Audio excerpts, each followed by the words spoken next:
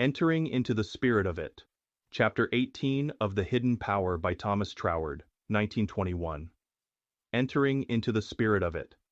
What a common expression, and yet how much it really means, how absolutely everything. We enter into the spirit of an undertaking, into the spirit of a movement, into the spirit of an author, even into the spirit of a game, and it makes all the difference both to us and to that into which we enter. A game without any spirit is a poor affair. An association in which there is no spirit falls to pieces, and a spiritless undertaking is sure to be a failure. On the other hand, the book which is meaningless to the unsympathizing reader is full of life and suggestion to the one who enters into the spirit of the writer. The man who enters into the spirit of the music finds a spring of refreshment in some fine recital, which is entirely missed by the cold critic who comes only to judge according to the standard of a rigid rule, and so on in every case that we can think of. If we do not enter the spirit of a thing, it has no invigorating effect upon us, and we regard it as dull, insipid, and worthless. This is our everyday experience, and these are the words in which we express it. And the words are well chosen. They show our intuitive recognition of the spirit as the fundamental reality in everything, however small or however great. Let us be right as to the spirit of a thing, and everything else will successfully follow. By entering into the spirit of anything, we establish a mutual vivifying action and reaction between it and ourselves. We vivify it with our own vitality, and it vivifies us with a living interest which we call its spirit. And therefore, the more fully we enter into the spirit of all with which we are concerned, the more thoroughly do we become alive.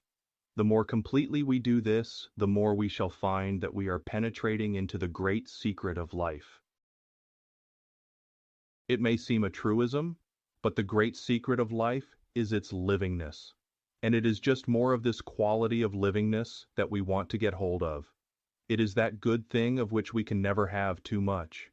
But every fact implies also its negative, and we never properly understand a thing until we not only know what it is, but also clearly understand what it is not. To a complete understanding, the knowledge of the negative is as necessary as the knowledge of the affirmative.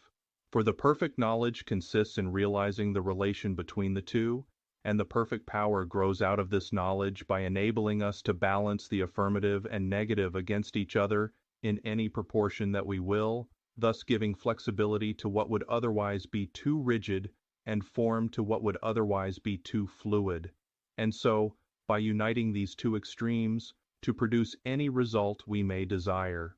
It is the old Hermetic saying, coagula et solve, solidify the fluid and dissolve the solid, and therefore, if we would discover the secret of entering into the spirit of it, we must get some idea of the negative, which is the not spirit.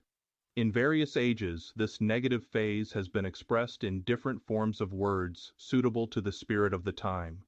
And so, clothing this idea in the attire of the present day, I will sum up the opposite of spirit in the word mechanism. Before all things, this is a mechanical age, and it is astonishing how great a part of what we call our social advance has its root in the mechanical arts.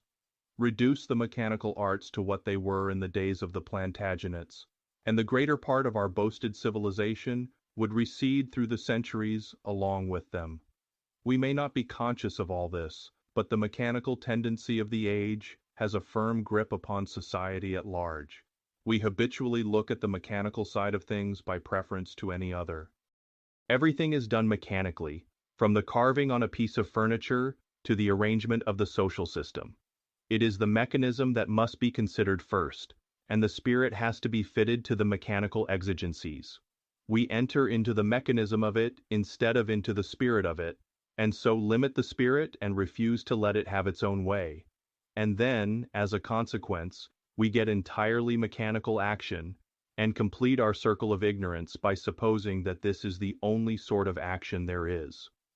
Yet this is not a necessary state of things even in regard to physical science, for the men who have made the greatest advances in that direction are those who have most clearly seen the subordination of the mechanical to the spiritual.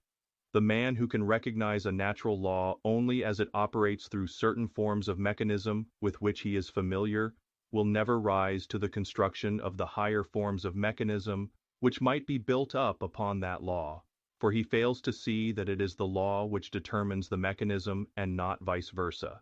This man will make no advance in science, either theoretical or applied, and the world will never owe any debt of gratitude to him. But the man who recognizes that the mechanism for the application of any principle grows out of the true apprehension of the principle, studies the principle first, knowing that when that is properly grasped, it will necessarily suggest all that is wanted for bringing it into practical use. And if this is true in regard to so-called physical science, it is a fortiori true as regards the science of spirit.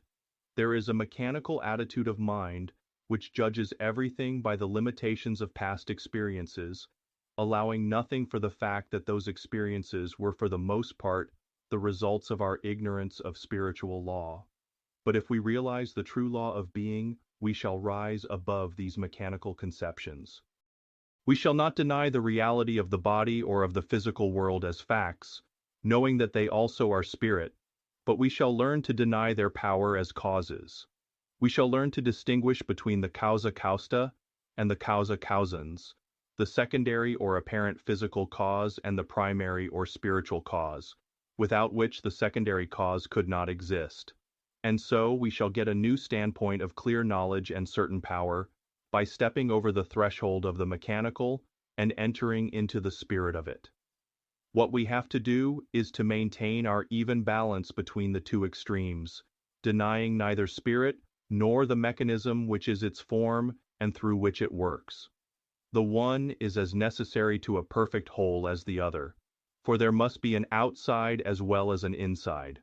Only we must remember that the creative principle is always inside, and that the outside only exhibits what the inside creates.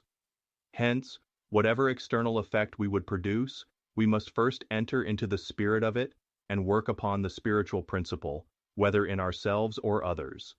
And by so doing our insight will become greatly enlarged, for from without we can see only one small portion of the circumference, while from the center we can see the whole of it.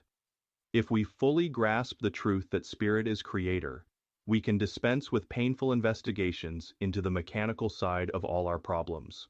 If we are constructing from without, then we have to calculate anxiously the strength of our materials and the force of every thrust and strain to which they may be subjected, and very possibly after all, we may find that we have made a mistake somewhere in our elaborate calculations. But if we realize the power of creating from within, we shall find all these calculations correctly made for us. For the same Spirit, which is Creator, is also that which the Bible calls the wonderful numberer. Construction from without is based upon analysis, and no analysis is complete without accurate quantitative knowledge. But creation is the very opposite of analysis and carries its own mathematics with it.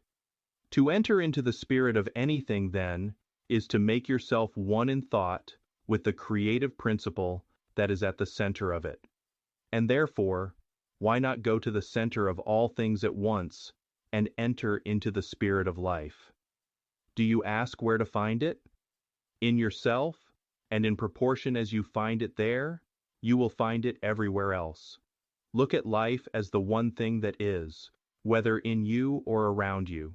Try to realize the livingness of it, and then seek to enter into the spirit of it by affirming it to be the whole of what you are.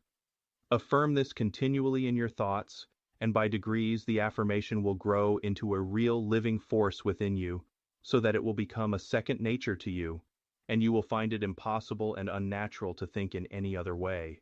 And the nearer you approach this point, the greater you will find your control over both body and circumstances, until at last you shall so enter into the spirit of it, into the spirit of the divine creative power, which is the root of all things, that, in the words of Jesus, nothing shall be impossible to you, because you have so entered into the spirit of it, that you discover yourself to be one with it. Then all the old limitations will have passed away, and you will be living in an entirely new world of life, liberty, and love, of which you yourself are the radiating center. You will realize the truth that your thought is a limitless creative power, and that you yourself are behind your thought, controlling and directing it with knowledge for any purpose which love motives and wisdom plans. Thus, you will cease from your labors, your struggles and anxieties, and enter into that new order where perfect rest is one with ceaseless activity.